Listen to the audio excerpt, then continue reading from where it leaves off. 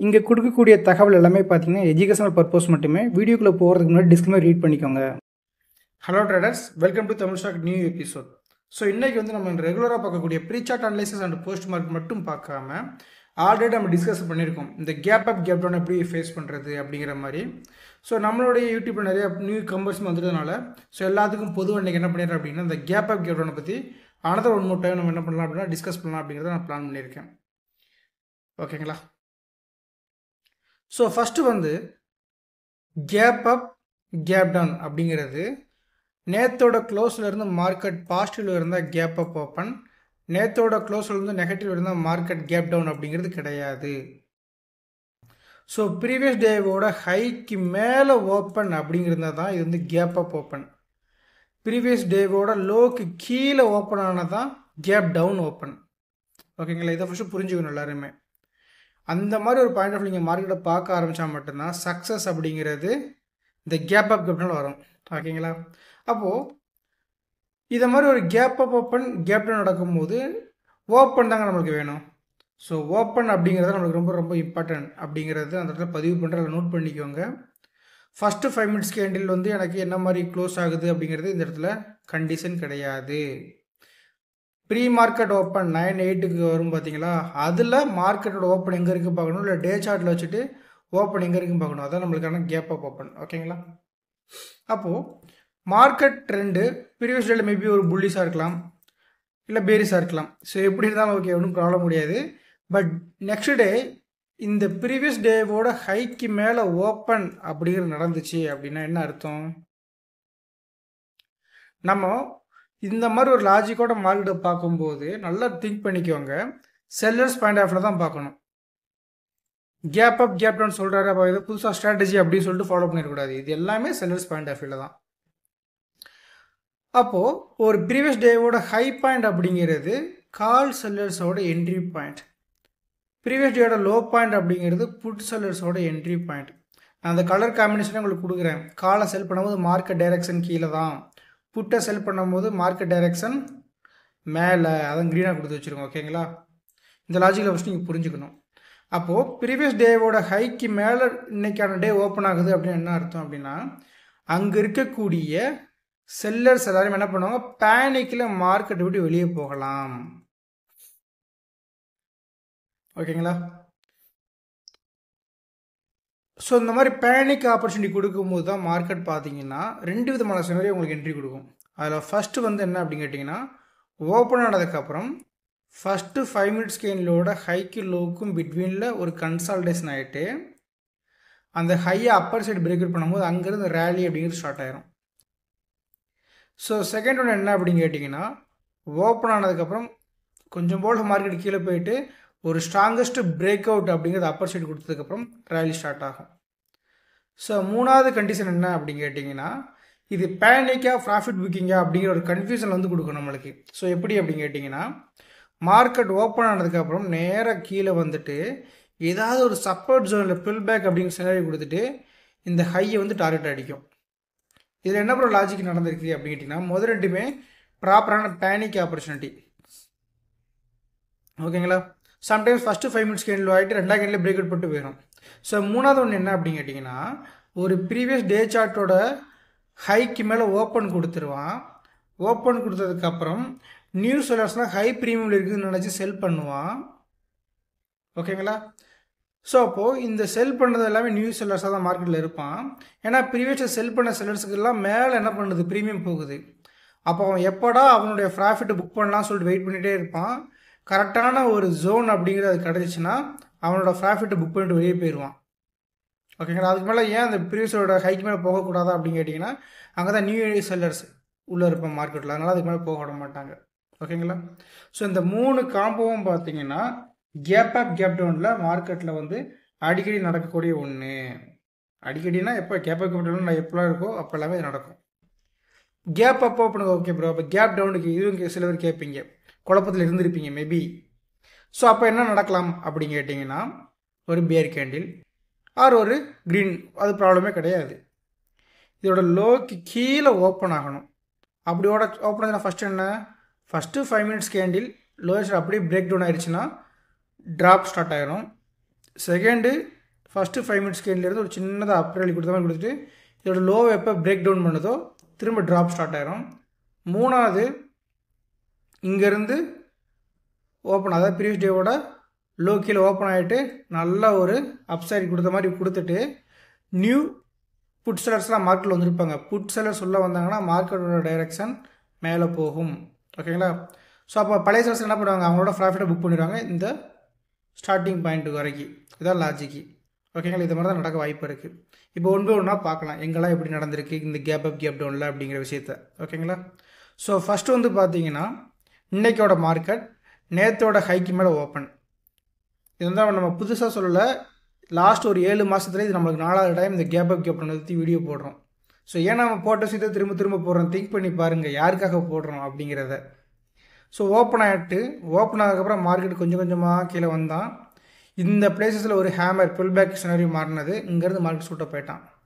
அது ஏன் அப்புறம் இந்த இடம் எக்ஸாக்டாக ட்ராப் பண்ணி காட்டிருக்கீங்க அப்படின்னு யாராவது டவுட் கேட்டிங்கன்னா, ப்ரீவியஸ் டேவோட க்ளோசிங் ப்ரைஸும் நம்மளுக்கு ஸ்னைப்பராக கிடச்ச ஏடிஎம்மும் ஸ்ட்ராங்கஸ்ட் ஜோன் இல்லையா? ஸோ அங்கே புல் பேக் கொடுத்தா மார்க்கெட், அங்கேருந்து மார்க்கெட் ப்ரீவியஸ் டேவோட டே சார்ட்டோட ஓப்பன் கீழில் போய் டார்கெட் அடித்தது. இப்படி தான் இன்றைக்கான ட்ரேடிங் ஆப்பர்ச்சுனிட்டி. இது வந்து லாஜிக்கலான சினாரியோ. இல்லை நீங்கள் ஸ்னைப்பர் தலைகீழ்னாலும் நீங்கள் ட்ரேட் எடுத்துருக்க முடியாது. அதையுமே நான் எண்ட் ஆஃப் செஷனில் சொல்கிறேன் சினைப்பர் என்ன மாதிரி ஆப்பர்ச்சுனிட்டி இருந்தது இல்லை அப்படிங்கிறத. ஓகேங்களா?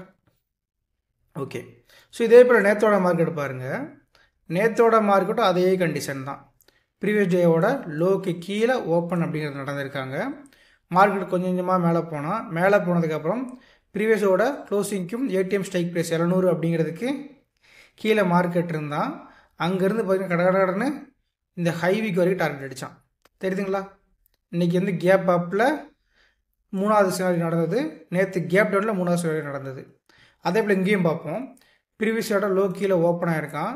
மேலே போனால் இங்கே நம்மளுக்கு நிறையா ஸ்ட்ரைக் ப்ரைஸஸ் கொடுத்துருந்தோம். யாரெல்லாம் அதை செக் பண்ணி பார்த்தீங்க? இந்த ப்ரைஸஸ் ஏடிஎம்மு, அப்புறம் க்ளோசிங் ப்ரைஸ் வேல்யூ, அதுபோல் கீழே லெவல்ஸ்லும் இந்த இடத்துல இருந்தது. அது கீழே இருக்கும்போது இதோட டார்கெட் முடிஞ்சிச்சு. இது நம்ம அன்றைக்கி போஸ்ட் மார்க்கெட் ரிப்போர்ட்லுமே பேசியிருந்தோம். ஓகேங்களா?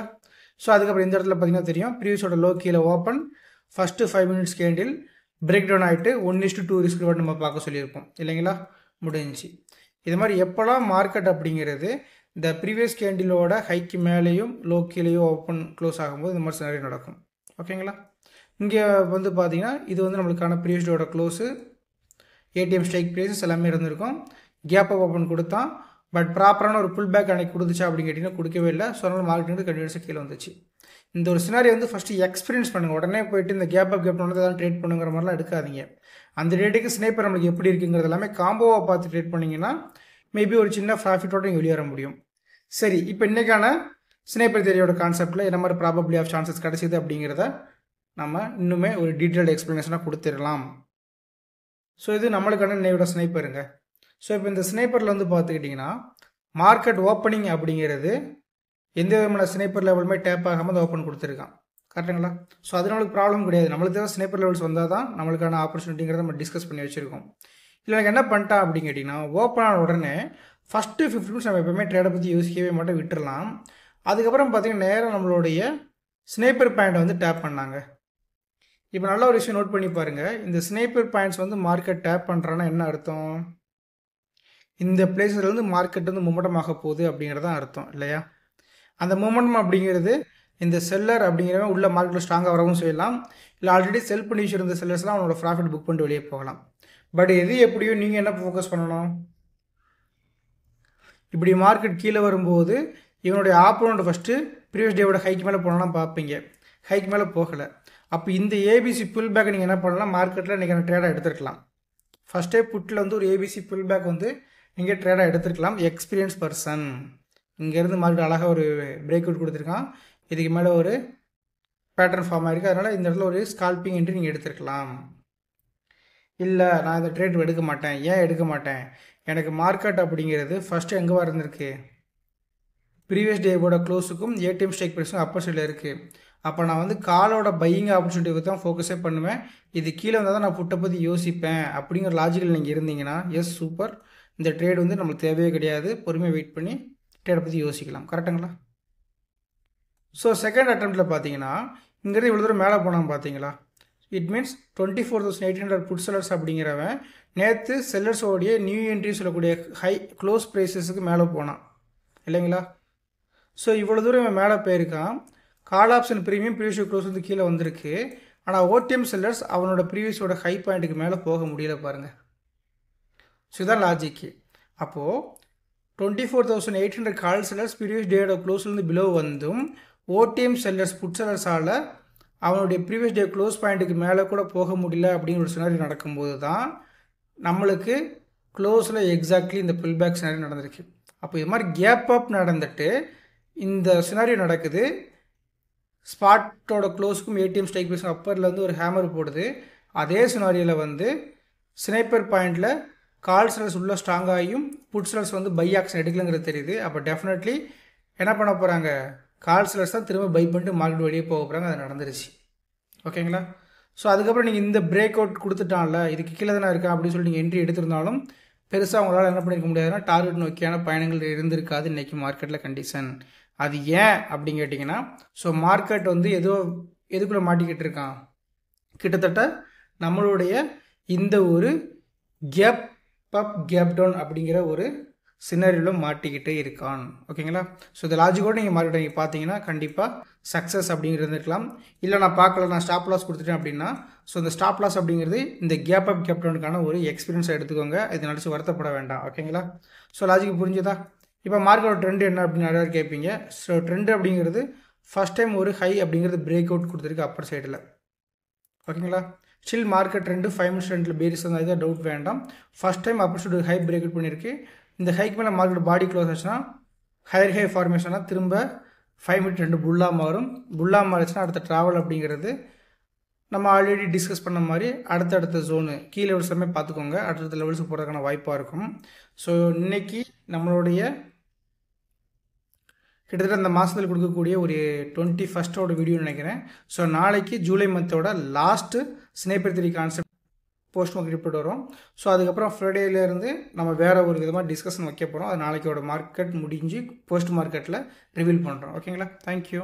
ஸோ ஓகே, அப்டேட் கொடுத்துட்றேன். நிறைய பேர் அப்டேட் கேட்டுக்கிட்டு இருந்தாங்க. ஸோ ஜூலை மந்த்து நம்ம எடுத்த ஹெச்எல்சி மெண்டர்ஷிப் அப்படிங்கிறது சக்ஸஸ்ஃபுல்லாக கம்ப்ளீட் பண்ணிட்டோம். ஸோ அதோட ஃபீட்பேக்குமே நாளையோட இதில் நம்ம கொடுப்போம். ரெண்டாவது, இந்த ஆகஸ்ட் மந்த்துக்கான மெண்டர்ஷிப் அப்படிங்கிறது ஆகஸ்ட் 8th ஸ்டார்ட் பண்ணுறோம். ஸோ கிளாஸஸ் எல்லாமே பார்த்திங்கன்னா கூகுள் மீட்டிங் ஆன்லைன் தான். ஸோ ஆஃப்லைன் கிளாஸஸ் கிடையாது. கிளாஸஸ் முடிஞ்சதுக்கப்புறம் அதை ரெக்கார்ட் வீடியோஸ் நம்ம என்ன பண்ண போகிறோம் அப்படின்னு கேட்டிங்கன்னா, உங்களுடைய டெலகிராம் குரூப் வந்து நம்ம ஃபார்வர்ட் பண்ண தான் போகிறோம் life time access. So classes அப்படிங்கிறது ஃபுல்லாகவே பார்த்தீங்கன்னா ஆப்ஷன் ட்ரேடிங்கில் இருக்கக்கூடிய சின்ன சின்ன நுணுக்கங்களை வந்து ரிவீல் பண்ணுற மாதிரி இருக்கும். ஒவ்வொரு நாளும் மார்க்கெட் வந்து ஏன் மேலே போகுது, கீழே வருது, ஏன் சைடுஸ் போகுது, இது மாதிரி எல்லா விதமான விஷயத்துக்குமான ஒரு தீர்வு அந்த கிளாஸஸில் இருக்கும் அப்படிங்கிறத நான் வெளிப்படையாக சொல்லிக்கிறேன்.